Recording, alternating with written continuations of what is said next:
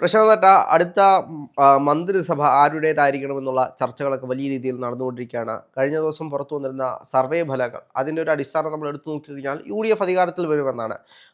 ഇപ്പോൾ ഉപമുഖ്യമന്ത്രി സ്ഥാനം ലീഗിന് കൊടുക്കണമെന്നുള്ള ചർച്ചകളൊക്കെ വലിയ രീതിയിൽ നടക്കുന്നു. അല്ലെങ്കിൽ സാമൂഹ്യ മാധ്യമങ്ങൾ അങ്ങനെ കുറച്ച് പോസ്റ്റുകളൊക്കെ പരക്കെ നടക്കുന്നുണ്ട്. ഇതിൻ്റെ ഒരു യാഥാർത്ഥ്യം എന്താണ്? എന്താണെങ്കിലും UDF അധികാരത്തിൽ വരികയാണെന്നുണ്ടെങ്കിൽ PK കുഞ്ഞാലിക്കുട്ടി ഉപമുഖ്യമന്ത്രിയാകും എന്നൊരു ടോക്ക് ഞാനും കേട്ടിരുന്നു. സ്വാഭാവികമായും 5 സീറ്റുകൾ ലീഗ് അവകാശപ്പെടാൻ സാധ്യതയുള്ളതാണ്. 5 സീറ്റുകൾ അവകാശപ്പെടാൻ സാധ്യതയുണ്ട്. അതിൽ 6ാമത് ഒന്നുകൂടി ചോദിക്കാൻ സാധ്യതയുണ്ട് എന്നും കേൾക്കുന്നു. എന്താണെങ്കിലും ഈ പറയുന്ന ലീഗിൽ നിന്ന് ഈ ഉപമുഖ്യമന്ത്രി സ്ഥാനത്തേക്ക് ധാരണയുണ്ടായാൽ, UDFുമായി ഒരു ധാരണയുണ്ടായാൽ ലീഗിൽ നിന്നും ഉപമുഖ്യമന്ത്രി സ്ഥാനത്തേക്ക് വരാൻ പോകുന്നത് PK കുഞ്ഞാലിക്കുട്ടിയാണെന്നിരിക്കെ മറ്റുള്ള മന്ത്രിമാരുടെ പേരായിട്ട് എടുത്തു പറയുന്നത് ആബിദ് ഹുസൈൻ തങ്ങൾ, പാറക്കൽ അബ്ദുള്ള, N ഷംസുദ്ദീൻ, AK അഷ്റഫ് എന്നിവരെ ഈ മന്ത്രിസ്ഥാനത്തിന് സാധ്യതയുള്ളവരാണ് ആദ്യ നിരയിലുള്ളത്. പിന്നെ KM Shaji, PK Basheer, TV Ibrahim, Kurukkoli Moideen, Manjalamkuzhi Ali എന്നിവരും സജീവ പരിഗണനയിൽ നിൽക്കുന്നുണ്ടെന്നിരിക്കെ സ്ത്രീകളിൽ നിന്നും ഫാത്തിമ തെഹ്ലിയ, ജയന്തി രാജൻ എന്നീ പേരുകളും ഉയർന്നു കേൾക്കുന്നുണ്ട്. UDF ജയിച്ചു കഴിഞ്ഞാൽ സ്വാഭാവികമായും ഒരു മന്ത്രിസ്ഥാനം വനിതകൾക്ക് നൽകും. അല്ലാതെ ഇവിടെ മുൻപ് LDF ചെയ്തതുപോലെ ടീച്ചർ കയറി വന്നപ്പോഴേക്കും ടീച്ചറെ അങ്ങ് മാറ്റി നിർത്തിയേച്ച് തങ്ങളുടെ ചോൽപ്പടിക്കുന്ന വീണ കയറ്റി നിർത്തിയ പോലെ ഒന്നും അല്ല എന്നാണ് UDF പറയുന്ന. ഒരു മന്ത്രിസ്ഥാനം ശക്തമായി ഉണ്ടാവും. ഇതിനകത്ത് മറ്റൊരു കാര്യമുണ്ട്. ഇപ്പോൾ 5ാം മന്ത്രി വിവാദമൊക്കെ നമ്മൾ കേട്ടിട്ടുള്ളതാണ്. 2011 UDFിൻ്റെ കാലത്ത് മുഖ്യമന്ത്രി ഉമ്മൻചാണ്ടി ആയിരുന്നു. അന്നാണ് യഥാർത്ഥത്തിൽ 5 മന്ത്രിമാർ വേണമെന്ന് പറഞ്ഞുകൊണ്ട് നമ്മൾ ഈ മഞ്ഞളാംകുഴി അലിയെ മന്ത്രിയാക്കണമെന്ന് പറഞ്ഞുകൊണ്ടുള്ള വാർത്തകൾ വരുന്നത്. അതിനെതിരെ വലിയ രീതിയിൽ ഏറ്റവും കൂടുതലും പ്രതിഷേധം ഉന്നയിച്ചിട്ടുള്ളത് LDF ആയിരുന്നു. അപ്പോൾ ഇനി എന്താണെങ്കിലും ഈ അടുത്ത മന്ത്രിസഭ വരുമ്പോൾ ഉപമുഖ്യമന്ത്രി സ്ഥാനം കൊടുത്തു കഴിഞ്ഞാൽ ഇവിടെ ഏറ്റവും കൂടുതലും വിഷമം വരാൻ പോകുന്ന LDFിനല്ലേ? അതെ, തീർച്ചയായിട്ടും. കാരണം എന്ന് ചോദിച്ചു കഴിഞ്ഞാൽ തങ്ങൾ എതിർത്തിട്ടുള്ള ഒരു കാര്യം പിന്നീട് നടക്കുമ്പോൾ സ്വാഭാവികമായും ആർക്കാണെങ്കിലും ഒരു വിഷമം വരും. പോരാത്തതിന് ഒരു തുടർഭരണം 3.0 LDF 3.0 വരുമെന്നുള്ള പ്രതീക്ഷയിൽ നിൽക്കുന്നു. ആ പ്രതീക്ഷകളെല്ലാം തകർന്ന് ഒരു എന്താ പറയുന്നത്, ഈ ഒരു പ്രതീക്ഷകൾ തകരുമ്പോൾ ഇപ്പോൾ KDF തന്നെ പറയുന്നത് ഉപമുഖ്യമന്ത്രി സ്ഥാനം കുഞ്ഞാലിക്കുട്ടിക്ക് തന്നെ കൊടുക്കണം. BJPക്ക് കൊടുക്കാൻ കഴിയുന്ന ഏറ്റവും വലിയ അടിയാണ് ഉപമുഖ്യമന്ത്രി സ്ഥാനം കുഞ്ഞാലിക്കുട്ടിക്ക് കൊടുക്കുന്നതെന്നാണ്. അതെന്താന്ന് ചോദിച്ചു കഴിഞ്ഞാൽ നമുക്കറിയാം, ഈ UDF പ്രസ്ഥാനം എന്ന് പറയുന്നത് എപ്പോഴും ഈ പറയുന്ന BJPയോട് ശക്തമായ ഒരു എതിർപ്പ് പ്രകടിപ്പിച്ച് നിൽക്കുന്ന ഒരു പ്രസ്ഥാനം. അതിൽ തന്നെ K മുരളീധരൻ എന്ന് പറയുന്നത് ശക്തനായ ഒരു BJP വിരോധി എന്ന് തന്നെ പറയണം. പെങ്ങള് കാര്യം കൂട്ടത്തിൽ നിന്ന് അങ്ങോട്ടേക്ക് പോയെന്ന് പറഞ്ഞാലും അദ്ദേഹത്തിന് BJP കണ്ണിലെ കരട് തന്നെയാണ്. പക്ഷേ പ്രത്യക്ഷത്തിൽ ഈ BJPയും ഇടതുപക്ഷവും തമ്മിൽ ഒരു ശത്രുത കാണാൻ സാധിക്കുന്നുണ്ടെങ്കിലും ഈ സന്ദേശ സിനിമയിൽ പറഞ്ഞ പോലെ ഇവർ പ്രഥമ ദൃഷ്ടിയ ഇവർ തമ്മിൽ അകൽച്ചയിലായിരുന്നെങ്കിലും ഈ BJP LDF തമ്മിലുള്ള അന്തർധാര വളരെ സജീവമായിരുന്നു. പക്ഷേ UDF അങ്ങനല്ല. അവർ എപ്പോഴും ഈ പറയുന്ന BJPയെ ഒരു സ്റ്റെപ്പ് കേന്ദ്രത്തിലാണെങ്കിലും കേരളത്തിലാണെങ്കിലും എപ്പോഴും നിർത്തേണ്ട ഒരു ഗ്യാപ്പിൽ നിർത്തി കടന്നാക്രമിച്ച് തന്നെ മുന്നോട്ട് പോയിക്കൊണ്ടിരിക്കുന്ന ഒരു സമയമാണ്.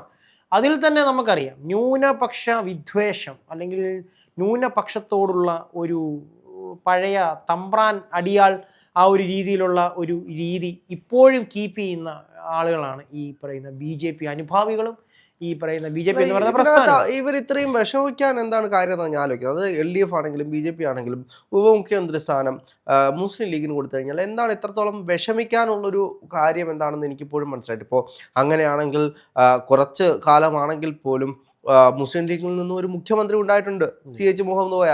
അദ്ദേഹം കേരളത്തിൻ്റെ ഉപമുഖ്യമന്ത്രിയായിരുന്നു. അപ്പോൾ ഇത് ആദ്യമായിട്ടൊന്നുമല്ലല്ലോ മുസ്ലിം ലീഗിന് ഉപമുഖ്യമന്ത്രി സ്ഥാനം കൊടുക്കാൻ പോകുന്നത്.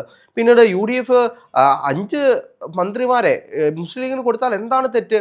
കഴിഞ്ഞ 10 കൊല്ലക്കാലമായിട്ട് ഒരു കമാന്നൊരു അക്ഷരം പോലും ഇത്രയും വലിയ സംഘർഷങ്ങൾ നടക്കുമ്പോൾ പാർട്ടി അത്രത്തോളം ശോകമായിട്ടുള്ള അവസ്ഥയിൽ പോകുമ്പോൾ UDFിൽ ഇങ്ങനെ അടി നടക്കുമ്പോൾ അടുത്ത മുഖ്യമന്ത്രി ഞാനാണ് എന്ന് പറഞ്ഞ് പരസ്പരം അങ്ങോട്ടും ഇങ്ങോട്ടും പോസ്റ്റിട്ട് നടക്കുന്ന സമയത്ത് പോലും മുസ്ലിം ലീഗ് ഒരു വാക്കുകൊണ്ടോ നോക്കുകൊണ്ടോ പാർട്ടിയെ മോശമാക്കുന്ന രീതിയിൽ ഞങ്ങൾക്ക് ഇത്ര വേണം, ഞങ്ങൾക്ക് ഇന്ന് തന്നേ പറ്റൂ എന്നൊന്നും വാശി പിടിച്ചിട്ടില്ല.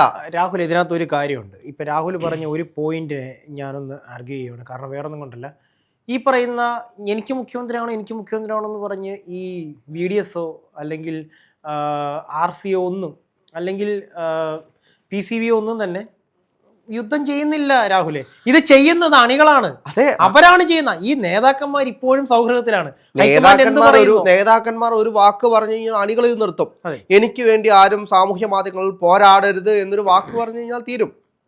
പക്ഷെ തെരഞ്ഞെടുപ്പാണ്, ചർച്ചകൾ നടക്കും, ആരാണ് അടുത്ത മുഖ്യമന്ത്രി എന്ന് പാർട്ടിയാണ് തീരുമാനിക്കുന്നത്. ഹൈക്കമാൻഡ് മുകളിൽ ഇരിപ്പുണ്ടല്ലോ, എല്ലാ മുന്നണികൾക്കും പ്രത്യേകമായിട്ടുള്ള ഇഷ്ടങ്ങൾ ഉണ്ടാകും, അതെല്ലാം പാർട്ടി കോളങ്ങളിൽ സംസാരിക്കും. പക്ഷേ പറഞ്ഞ രാഹുൽ പറഞ്ഞ ആ ഒരു പോയിന്റിലേക്ക് വരുമ്പോൾ ഇത് തന്നെയാണ് ഇവിടുത്തെ പ്രശ്നം. കാരണം ഇടതുപക്ഷ പാർട്ടിയിലേക്ക് നോക്കുകയാണെന്നുണ്ടെങ്കിൽ അവിടെ പിണറായി തീരുമാനിക്കും, പിണറായി പറയും, പിണറായി പറയുന്നത് മാത്രമേ അവിടെ നടക്കുകയുള്ളൂ. ഇവിടെ എന്ന് പറഞ്ഞു കഴിഞ്ഞാൽ ഇവിടെ 3 നേതാക്കന്മാരുണ്ട്. പിണറായി അവിടെ LDF-ൽ പിണറായി എങ്ങനെയാണോ അതുപോലെ തന്നെ 3 നേതാക്കന്മാരുണ്ട്. ഒന്ന് VD സതീശനുണ്ട്, രമേശ് ചെന്നിത്തലയുണ്ട്, അതുപോലെ തന്നെ KC വേണുഗോപാലുണ്ട്.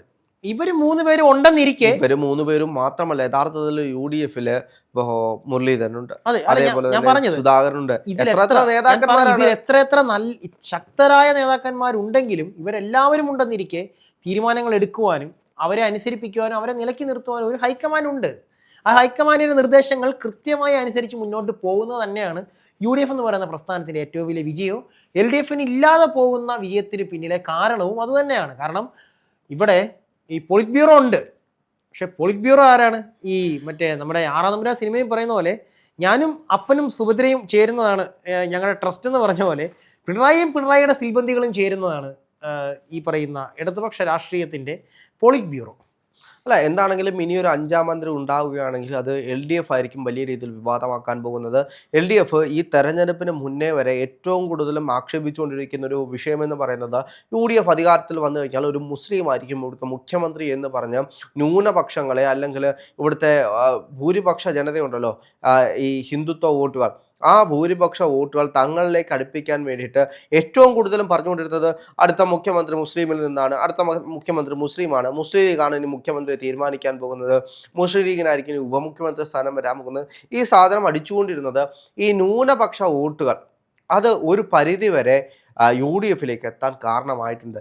കഴിഞ്ഞ 10 കൊല്ലമായിട്ട് LDF-ന്റെ കണക്കൂട്ടലനുസരിച്ച് ഈ ന്യൂനപക്ഷ വോട്ടുകൾ കൃത്യമായിട്ട് കിട്ടിക്കൊണ്ടിരുന്നത് LDF-നായിരുന്നു. പിന്നീട് ഭൂരിപക്ഷ വോട്ടുകളും കൂടെ വരുമ്പോഴാണ് അവർ വിജയിച്ചുകൊണ്ടിരുന്നത്. ഈ തെരഞ്ഞെടുപ്പിൽ ന്യൂനപക്ഷ വോട്ടുകൾ കൃത്യമായിട്ട് റിവേഴ്സ് പഠിച്ചിട്ടുണ്ട്.